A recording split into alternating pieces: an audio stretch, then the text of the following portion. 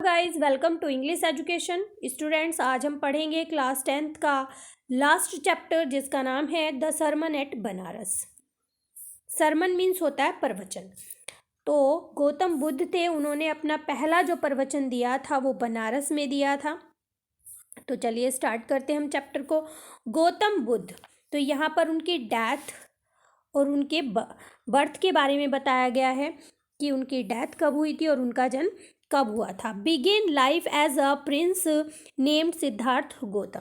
तो जब उन्होंने अपने जीवन की शुरुआत की तो उनका नाम क्या था? सिद्धार्थ गौतम था। इन नॉर्थन इंडिया, और उनका जन्म नॉर्थन इंडिया में हुआ था। एट 12, जब वो 12 साल के थे, he was sent away for schooling in Hinduist scriptures and 4 years later he returned home to marry a princess। और उन्हें जब वो 12 साल के थे, उन्हें स्कूलिंग यानी कि स्कूल की शिक्षा प्राप्त करने के लिए हिंदुओं के जो ग्रंथ थे उन्हें पढ़ने के लिए स्कूल में भेजा गया। और 4 साल के बाद वो वहाँ से रिटर्न यानी कि लौट कर वापस आए और उन्होंने एक राजकुमारी से शादी की। They had a son and lived for 10 years as befitted royalty। और उन्होंने राजकीय जीवन जिया, बहुत ठाट बाट से 10 सालों तक उन्होंने अपना जीवन व्यतीत किया। At about the age of 25, जब उनकी उम्र 25 साल थी, the prince heir to for shield from the suffering of the world. तो ये जो राजकुमार थे यानी कि सिद्धार्थ गौतम जो थे, उन्हें संसार के सभी दुखों से, सफरिंग मीन्स दुखों से, उन्हें संसार के सभी दुखों से दूर रखा गया जब वो 25 साल के थे तब तक। While out hunting chance upon a sick man, जब वो हंटिंग के लिए यानी कि शिकार के लिए जब वो जा रहे थे तो बाई चांस उनकी नज़र किस पर पड़ती है? एक बीमार व्यक्ति पर पड़ती है। दैन एन एजड मैन, फिर उसके बाद वो एक बूढ़े आदमी को देखते हैं। दैन अ फर्नल प्रोसेसन, फिर वो क्या देखते हैं कि एक शव को ले जाया जा रहा है। And finally a monk, monk means होता है सन्यासी। फिर लास्ट में वो अंत में सन्यासी को देखते हैं बैगिंग फॉर अल्म्स, वो जो है भीख मांग रहा था, अपने खाने के लिए वो भीख मांग रहा था। These sight so moved him that he at once went out into the world to seek enlightenment concerning the sorrow he had witnessed। अब इन सभी दृश्यों को देखकर वो बहुत ज़्यादा प्रभावित होते हैं और वो तुरंत ही संसार के इन दुखों का निवारण करने के लिए, जो उन्होंने देखे थे उनका निवारण करने के लिए निकल पड़ते हैं। He wandered for 7 years and finally sat down under a peepal tree. वो 7 सालों तक भटकते रहते हैं, वंडर्ड मीन्स भटकना। वो 7 सालों तक भटकते हैं और फिर बाद में वो एक पीपल के पेड़ के नीचे बैठ जाते हैं। वेयर ही वोट का मतलब होता है शपथ लेना। ही वोट टू स्टे, जहाँ पर वो शपथ लेते हैं रुकने की। अनटिल एनलाइटमेंट केम, जब तक, कब तक रुकने की शपथ लेते हैं? जब तक कि उन्हें पूरी तरह से ज्ञान प्राप्त ना हो जाए। एनलाइटेड आफ्टर 7 days। एनलाइट मीन्स होता है ज्ञान की प्राप्ति, जहाँ पर उन्हें 7 दिन के बाद ज्ञान की प्राप्ति हुई।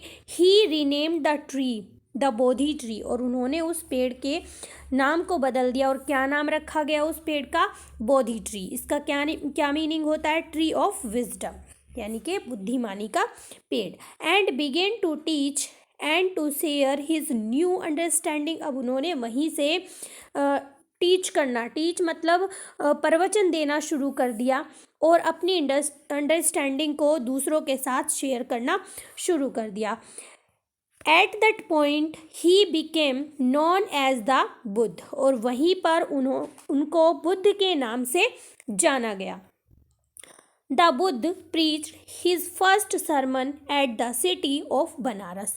अब जो गौतम बुद्ध थे उन्होंने अपना पहला उपदेश, प्रीच मीन्स उपदेश देना, उन्होंने अपना पहला उपदेश, पहला प्रवचन कहाँ पर दिया?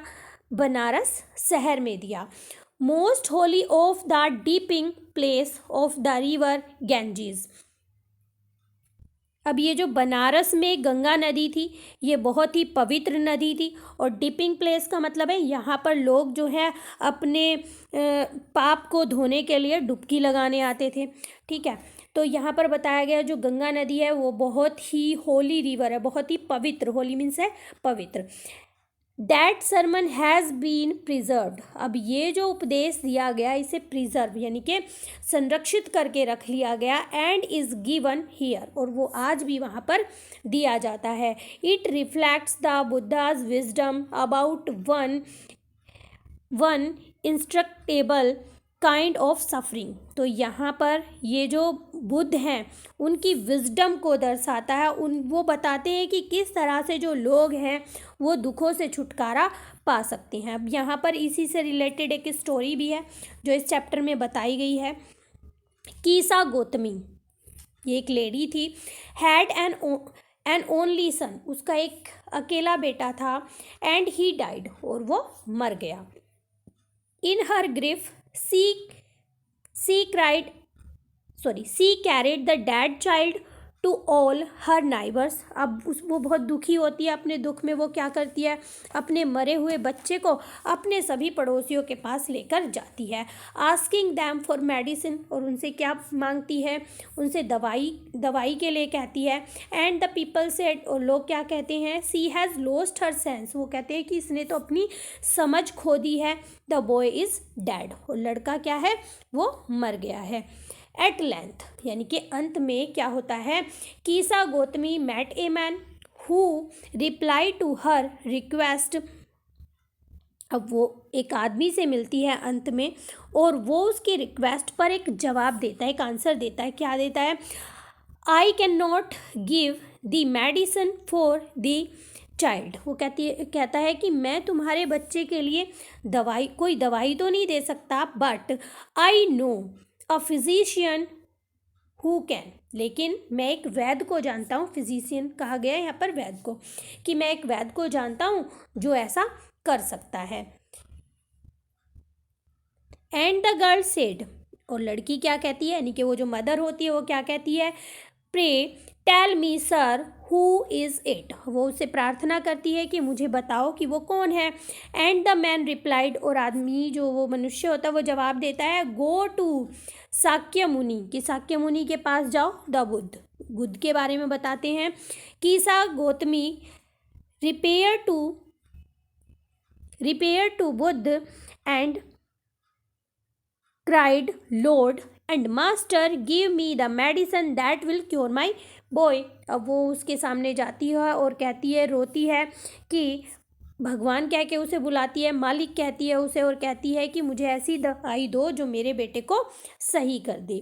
द बुद्ध आंसर्ड, और इस पर जो बुद्ध होते हैं वो जवाब देते हैं, I want a handful of mustard seed, कि मुझे क्या चाहिए, हैंडफुल मीन्स होता है मुट्ठी भर, मुझे मुट्ठी भर सरसों के बीज चाहिए। And when the girl in her joy promise to procure it, और जब वो लड़की जो है प्रोमिस करती है वो बीज लाने के लिए, द बुद्ध एडिड, तभी जो बुद्ध होते हैं वो कुछ और बात ऐड करते हैं। क्या कहते हैं, the mustard seed must be taken from a house where no one has lost a child, husband, parent or friend. तो वो कहते हैं कि मुझे जो मस्टर्ड सीड हैं वो ऐसे घर से चाहिए जहाँ पर किसी के बच्चे की, किसी के हस्बैंड की, पेरेंट की या उसके दोस्त की मृत्यु ना हुई हो। Poor Kisa Gotami now went from house to house. अब जो कीसा गौतमी होती है वो घर घर जाती है। And the people pitted her and said, here is mustard seed. अब जो लोग होते हैं उस पर दया दिखाते हुए कहते हैं कि ये मस्टर्ड के सीड हैं, टेक इट, इन्हें ले लो। बट व्हेन सी आस्क्ड, लेकिन जब वो उनसे पूछती है, did a son or daughter, a father or mother die in your family, जो वो उनसे क्वेश्चन करती है कि क्या तुम्हारे परिवार में तुम्हारा बेटा, बेटी, पिता, माता या तुम्हारे कोई फैमिली का मेंबर जिसकी किसी की मृत्यु तो नहीं हुई है। दे आंसर्ड हर अलास, वो उसे दुखी होकर जवाब देते हैं द लिविंग आर फ्यूज, वो कहते हैं कि जो जीने वाले हैं वो तो बहुत कम है, कुछ ही हैं, but the dead are many, लेकिन जो मर गए हैं वो बहुत हैं। Do not remind us of our deepest grief and there was no house but some beloved has had died in it. तो वो क्या कहते हैं कि हमें जो हमारा जो बहुत गहरा दुख है वो हमें याद मत दिलाओ, और and there was no house, और वहाँ पर उसे कोई घर ऐसा नहीं मिलता है जिसमें किसी ने अपने प्रियजनों को ना खोया हो, यानी कि उनके प्रियजनों की मृत्यु ना हुई हो। Kisa Gotami became weary and hopeless, weary means होता है थकी हुई, और होपलेस मीन्स होता है निराश। तो कीसा गौतमी जो है बहुत थकी हुई होती हैं, बहुत निराश हो जाती हैं। And sat down at the way side watching the light of the city, अब वो एक रास्ते पर बैठ जाती हैं और क्या देखती हैं, जो शहर में लाइट जल रही होती हैं उनको देखने लगती हैं। एज दे फ्लिकर्ड मीन्स होता है टिमटिमाना, जलना या जलना बुझना। तो जब वो टिमटिमाती हैं एंड वर एक्सटिंग्यूज्ड अगेन, और फिर क्या होता है, वो बिल्कुल बुझ जाती हैं। एट लास्ट, और अंत में क्या होता है, the darkness of the night rain everywhere, और चारों तरफ हर जगह जो रात का अंधकार होता है वो फैल जाता है। And see consider the fate of man, और वो क्या समझ जाती है, वो मनुष्य के भाग्य को समझ जाती है। फेट मीन्स होता है भाग्य। that their leaves flicker up and are extinguished again, और वो क्या समझ जाती है कि जो जीवन है वो टिमटिमाता है और अंत में बिल्कुल बुझ जाता है रोशनी के समान। And she thought of her self, अब वो अपने बारे में सोचती है, और क्या सोचती है, how selfish am I in my grief, और वो सोचती है कि मैं अपने दुख में कितनी सेल्फिश हो गई थी। Death is common to all, वो सोचती है कि जो डेथ है, जो मृत्यु है, वो सभी को आती है। Yet in this valley of desolation there is a path that leads him to immortality who has surrendered all selfishness। अब वो आगे क्या सोचती है कि मृत्यु जो है वो तो सभी को आती है, और ये जो वैली है डिसोलेशन की, इसका एक ही रास्ता है इससे निकलने का। क्या रास्ता है, इमॉर्टिलिटी। वो सोचती है कि हमें अगर इससे निकलना है तो हमें क्या सरेंडर करना होगा, जो हमारा स्वार्थ है वो हमें छोड़ना होगा। द बुद्ध सेड, अब जो बुद्ध होते हैं वो क्या कहते हैं, the life is mortar in this world, जो जीवन है वो नश्वर है इस संसार में। Is trouble and brief means होता है संक्षिप्त यानी कि छोटा। कंबाइंड विद पेन, तो वो कहते हैं कि ये जो जीवन है ये इस संसार में नश्वर है, और ये जो परेशानी है इसमें वो बहुत ज़्यादा है, और ये जो जीवन है ये बहुत छोटा है और दुखों से भरा हुआ है। For there is not any means by which those that have been born can avoid dying, तो वो कहते हैं कि ऐसा कोई भी साधन नहीं है, मीन का मतलब है यहाँ पर साधन, कि कोई भी ऐसा साधन नहीं है जिसके द्वारा जिनका जन्म हुआ है वो अवॉइड कर सके डेथ को, यानी कि किसी भी साधन से मृत्यु को नहीं टाला जा सकता है। आफ्टर रीचिंग ओल्ड एज में पहुंचने के बाद देयर इज डेथ, तो क्या होती है, मृत्यु होती है। ऑफ सच ए नेचर आज लिविंग बीइंग, और ये जो है जितने भी मनुष्य हैं उनका भाग्य है ये, जैसे कि as ripe fruits are early in danger of falling, जैसे कि जो पके हुए फल होते हैं उनका क्या डर होता है, गिरने का डर होता है। So mortal me when born are always in danger of death, तो जिनका जन्म होता है, जो नश्वर होते हैं और उनका जन्म होता है, तो उन्हें हमेशा खतरा रहता है किस चीज़ का, मृत्यु का। एज ऑल अर्थन वेसल्स मतलब यहाँ पर बर्तन, मिट्टी के बर्तन। As all earthen vessels made by the potter, जैसे कि मिट्टी के बर्तन पोटर के द्वारा बनाए जाते हैं। एंड इन बीइंग ब्रोकन, और अंत में वो टूट जाते हैं। So so is the life of mortal, और इसी तरह ये जो जीवन है ये नश्वर है। तो देखिए यहाँ पर बहुत ही इंपॉर्टेंट लाइन है। यहाँ पर बताया गया है कि जिस तरह से मिट्टी के बर्तन हैं वो एक पॉटर के द्वारा बनाए जाते हैं और लास्ट में वो टूट जाते हैं, इसी तरह जीवन है जो नश्वर है। But young and adults both, those who are fools and those who are wise, all fall into the power of death। यहाँ पर कहा गया है, ये भी बहुत ही इंपॉर्टेंट लाइन है कि बोथ, चाहे वो यंग हो, चाहे वो अडल्ट हो, चाहे मूर्ख हो, चाहे बुद्धिमान हो, लेकिन सभी को जो पावर है डेथ की उसके आगे झुकना होता है, गिरना होता है।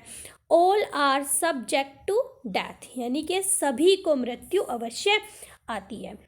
Of those who overcome by death, और वो कौन है जो डेथ पर विजय प्राप्त कर लेते हैं। Depart from life, a father can not save his son, तो यहाँ पे बताया गया है कि जो फादर होते हैं वो अपने बेटे के जीवन को नहीं बचा सकते। नोर किन्समैन डियर रिलेशंस, यानी कि कोई भी रिश्तेदार अपने रिलेटिव्स को नहीं बचा सकता है। मार्क, कहा गया है ध्यान रखें, while relatives are looking on and lamenting, lamenting means होता है विलाप करना, रोना। Deeply one by one mortal are carried off, देखिए like an ox that is led to the slaughter, यहीं तक पढ़ लेते हैं।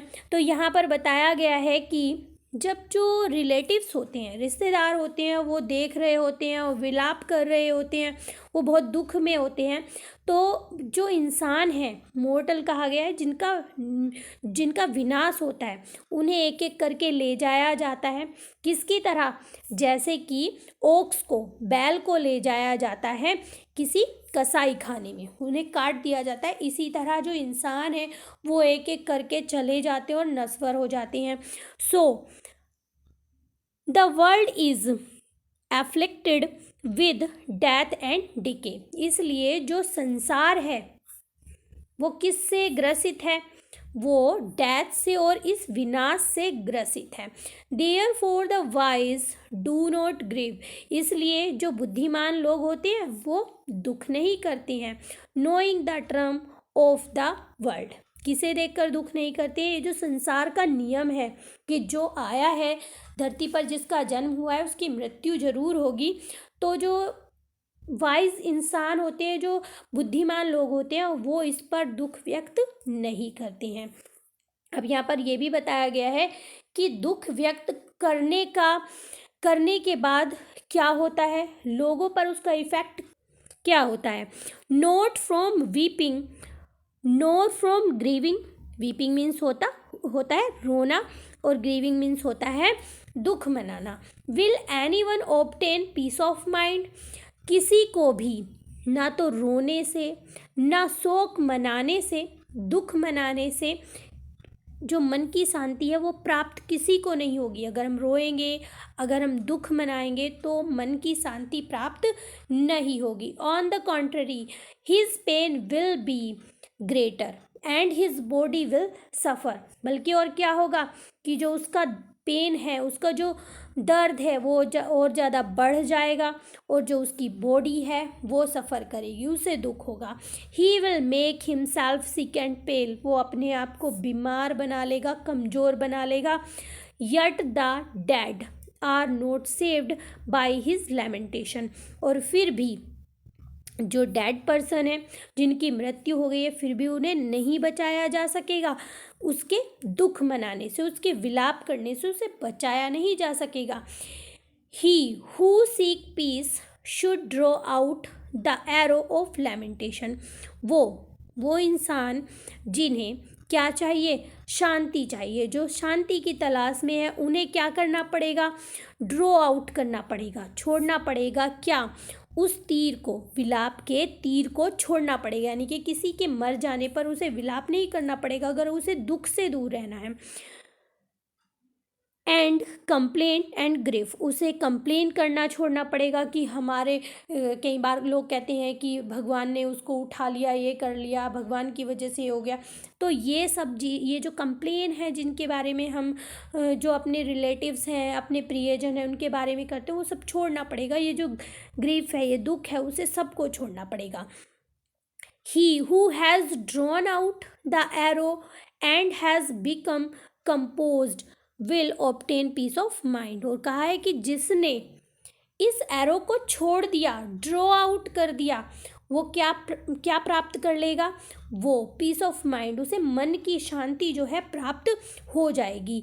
ही who has overcome all sorrow will become free from सोरो।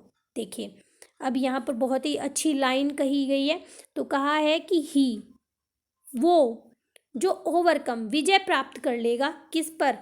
सोरो के ऊपर। विल बिकम फ्री फ्रॉम सोरो, वो दुखों से फ्री हो जाएगा, वो उससे दुख बहुत दूर होंगे। एंड बी ब्लेस्ड, और उसका भला होगा। तो बहुत ही अच्छी लाइन कही गई है। तो यहाँ पर आपका चैप्टर होता है कंप्लीट। यहाँ पर कुछ एक्सरसाइज भी दी गई हैं चैप्टर से रिलेटेड। कुछ क्वेश्चंस आपके स्टार्टिंग में भी हैं, उन्हें आप करके देख सकते हैं। अगर आपकी कोई क्वेरी है तो आप कमेंट सेक्शन में पूछ सकते हैं। अगर वीडियो आपको अच्छी लगी है तो एक लाइक ज़रूर करें। चैनल पर अगर पहली बार आए हैं तो चैनल को सब्सक्राइब करें, क्योंकि हम यहाँ पर 9 से लेकर 12 तक सभी चैप्टर मोस्टली कंप्लीट कर चुके हैं। और अभी हम आने वाली कुछ वीडियोज़ में 6, 7 और 8 की NCERT की इंग्लिश की पूरी बुक को सॉल्व करने वाले हैं। तो मिलते हैं अपने नेक्स्ट टॉपिक में, तब तक के लिए बाय बाय।